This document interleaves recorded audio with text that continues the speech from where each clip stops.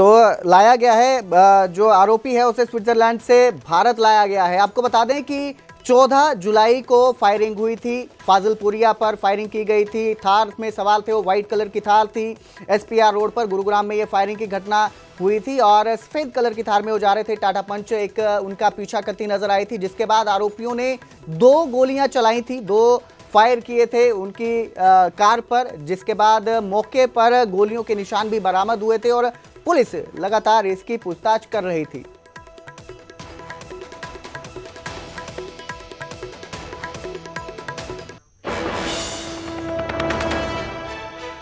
गुरुग्राम में गैंगस्टर दीपक नांदल गैंग के 2 sharp shooter काबू किए गए हैं। गुरुग्राम एसटीएफ की टीम ने इन्हें गिरफ्तार किया है। सेक्टर 45 में बिल्डर के दफ्तर पर इन्होंने फायरिंग की थी। सोनीपत निवासी नरेंद्र उर्फ बाबा को गिरफ्तार किया गया है, तो रोहतक निवासी मोहित उर्फ चिंटू गिरफ्तार किया गया है।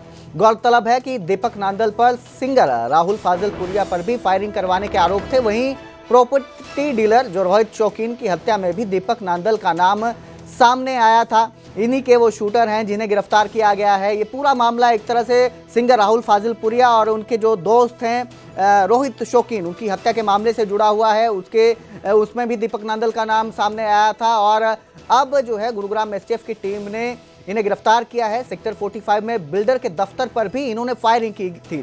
तो ये 2 शार्प शूटर हैं जिन्हें काबू किया गया है और इनका जो सरगना है दीपक नांदल बताया जा रहा है। दीपक नांदल वही शख्स है जिसका नाम राहुल फाजिलपुरिया की फायरिंग में भी आया था। इसके साथ ही रोहित शौकीन के कत्ल जो किया गया था, हत्या की जो वारदात हुई थी, उसमें भी दीपक नांदल का नाम सामने आया था। दीपक नांदल के शूटर्स ने ही गोलियां मारकर रोहित शौकीन का कत्ल किया था।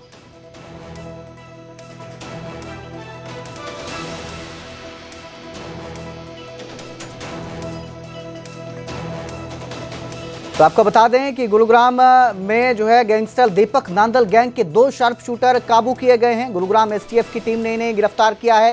सेक्टर 45 में बिल्डर के दफ्तर पर फायरिंग की गई थी। सोनीपत निवासी नरेंद्र उर्फ बाबा गिरफ्तार किया गया है। रोहतक निवासी मोहित उर्फ चिंटू भी गिरफ्तार किया गया है। तो गौरतलब है कि ये जो शूटर गिरफ्तार किए गए हैं ये दीपक नांदल के बताए जा रहे हैं।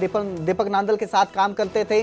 सिंगर राहुल फाजिलपुरिया पर भी फायरिंग करवाने के आरोप हैं दीपक नांदल पर। वहीं प्रॉपर्टी डीलर रोहित शौकीन की हत्या में भी दीपक का नाम सामने आया था। तो दीपक नांदल वही शख्स है जिसके शूटरों ने पहले राहुल फाजिलपुरिया पर फायरिंग की, उसके बाद दीपक नांदल के ही शूटर्स ने रोहित शौकीन की भी गोलियां मारकर हत्या कर दी। आपको बता दें कि अब जो है गुरुग्राम एसटीएफ ने कार्रवाई की, 2 शूटर्स को गिरफ्तार किया है जो दीपक नांदल के बताए जा रहे हैं और इन्होंने एक और प्रॉपर्टी डीलर से सेक्टर 45 में जो उनका दफ्तर है वह उनके दफ्तर पर गोलियां चलाई थी, फायरिंग की थी, जिन्हें काबू किया गया है। तो एसटीएफ की कार्रवाई सामने आई है। 2 शूटर काबू किए गए हैं दीपक नांदल के। राहुल फाजिलपुरिया और प्रॉपर्टी डीलर रोहित शौकीन की हत्या में भी इनका नाम सामने आया था। तो वहीं मुख्यमंत्री नायब सिंह सैनी आज हिसार के दौरे पर हैं। गुरु जंभेश्वर विश्वविद्यालय में नामदेव जयंती समारोह में सीएम नायब सिंह सैनी शामिल हुए। इसके बाद पनिहार फार्म नलवा में धन्यवाद रैली को संबोधित करेंगे। आज मुख्यमंत्री नायब सिंह सैनी 3 विकास परियोजनाओं का भी शुभारंभ करेंगे, शिलान्यास करेंगे, जिसमें हिसार दिल्ली राष्ट्रीय राजमार्ग पर स्वागत गेट, जिसे अशोक द्वार का नाम दिया जाएगा, उसका उद्घाटन किया जाए, शिलान्यास किया जाएगा। मॉडल टाउन में मुंशी प्रेमचंद लाइब्रेरी और मुकलान से सियाहड़वा सड़क का सुदृढ़ीकरण भी शामिल है। तो आज मुख्यमंत्री नायब सिंह सैनी हिसार के दौरे पर हैं। सबसे पहले हिसार दौरे के दौरान मुख्यमंत्री गुरु जंभेश्वर विश्वविद्यालय में नामदेव जयंती समारोह में शामिल हुए और इसके बाद पनिहार फार्म में नलवा में धन्यवाद रैली को संबोधित करेंगे। इस खबर पर ज्यादा जानकारी के लिए मेरे सहयोगी संदीप सैनी मेरे साथ जुड़े हैं। जी संदीप, मुख्यमंत्री का ये जो दौरा है किस तरह से इसे देखा जा रहा है? 3 परियोजनाओं को शिलान्यास और उद्घाटन किया जाएगा, किस तरह से इसे देखा जा रहा है? विकास की गति में किस तरह का योगदान इन शिलान्यास और उद्घाटनों का होगा? जी, साफ तौर से आज हिसार के दौरे पर है मुख्यमंत्री।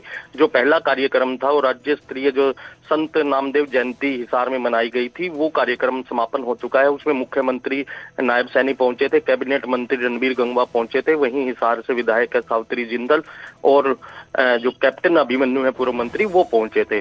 जो समाज के द्वारा ये प्रोग्राम रखा गया था, उनकी मांगे थी, उस पर को भी मुख्यमंत्री ने माना है। उनका कहना था कि संत नामदेव के नाम से हरियाणा में एक संस्थान का नाम रखा जाए, वो भी मुख्यमंत्री ने माना। और उसके अलावा धर्मशालाओं के रख रखाव के लिए 51 लाख रुपए भी समाज को देने की घोषणा की है। और इसके बाद मुख्यमंत्री जो नलवा हलके में धन्यवाद रैली को संबोधित करेंगे, उनके साथ जो कुलदीप बिश्नोई हैं बीजेपी नेता और रणबीर गंगवा हैं, और इसके अलावा जो स्थानीय नेता हैं वो मौजूद रहेंगे। और जो जहां उद्घाटन करना है वो हिसार में जो अशोक चक्र का एक स्तंभ बनाया गया हाईवे पर, उसका आज उद्घाटन मुख्यमंत्री के द्वारा किया जाएगा। जी संदीप, इसके अलावा और क्या जो तोहफा है वो हिसार के लिए आज दे सकते हैं मुख्यमंत्री नायब सिंह सैनी, इसको लेकर कोई जानकारी? जी, नलवा में धन्यवाद रैली आज मुख्यमंत्री करने जा रहे हैं, क्योंकि जिस भी जगह पर बीजेपी जीती थी उसके बाद वो धन्यवाद दौरा लगातार पिछले 1 साल हो चुका है, उससे जारी है। तो आज जो हिसार जिले की नलवा क्षेत्र की जो सीट है, उसके क्षेत्र में आज धन्यवाद रैली कर रहे हैं। नलवा हल्के के लिए मुख्यमंत्री जरूर इस जो रैली से घोषणा कर सकते हैं। जी बहुत बहुत शुक्रिया इस तमाम जानकारी के लिए संदीप। तो आज 3 परियोजनाओं का शिलान्यास और उद्घाटन करेंगे मुख्यमंत्री नायब सिंह सैनी, हिसार के दौरे पर हैं। और सबसे पहले गुरु जम्भेश्वर विश्वविद्यालय में नामदेव जयंती समारोह में शामिल हुए, इसके बाद नलवा में धन्यवाद रैली को संबोधित करेंगे। तो वहीं आज से पूरी तरह चंडीगढ़ एयरपोर्ट बंद नहीं होगा। आज से 7 घंटे के लिए फ्लाइट चलेंगी। सुबह 5 बजे से दोपहर 12 बजे तक एयरपोर्ट ऑपरेशनल रहेगा। 6 नवंबर तक 7 घंटे के लिए एयरपोर्ट चालू रहेगा। पहले आज से पूरी तरह बंद किया जा सकता था एयरपोर्ट, लेकिन इसके बाद अब ये फैसला लिया गया है कि एयरपोर्ट को 7 घंटे के लिए ऑपरेशनल रखा जाएगा।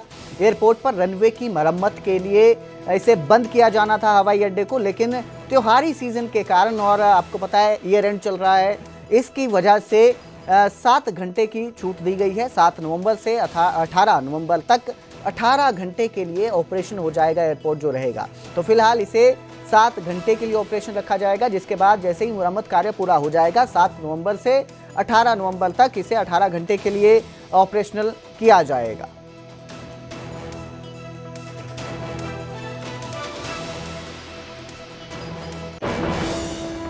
अगले हफ्ते से पूरे देश में SIR शुरू हो सकता है। SIR यानी स्पेशल इंटेंसिव रिवीजन, विभिन्न चरणों में इसकी शुरुआत की जाएगी। पहले चरण में 10 से 15 राज्यों में SIR की शुरुआत होगी। जल्दी चुनाव वाले राज्यों में सबसे पहले SIR की शुरुआत की जाएगी। जिन राज्यों में अगले साल चुनाव है उन्हें इसमें शामिल किया गया है। असम, तमिलनाडु, पुडुचेरी, केरल और मुख्यमंत्री नायब सिंह सैनी से पंजाबी गायक इंद्रजीत निक्कू ने मुलाकात की। संत कबीर कुटीर पर मुख्यमंत्री से ये शिष्टाचार मुलाकात की गई। इंद्रजीत निक्कू ने मुख्यमंत्री नायब सैनी की तारीफ की। संस्कृति कला के क्षेत्र में किए जा रहे प्रयासों की भी सराहना की गई। तो एक मुलाकात की गई है। पंजाबी सिंगर हैं इंद्रजीत निक्कू, जो संत कबीर कुटीर पहुंचे थे, वहां पर उन्होंने मुख्यमंत्री से मुलाकात की। इस दौरान दोनों में काफ़ी देर बातचीत हुई और संस्कृति कला के क्षेत्र में किए जा रहे प्रयासों की सराहना की गई। इंद्रजीत निक्कू ने मुख्यमंत्री नायब सैनी की तारीफ की है, जिस तरह से संस्कृति और कला के क्षेत्र में वो प्रयास कर रहे हैं, काम कर रहे हैं, उनकी सराहना की है।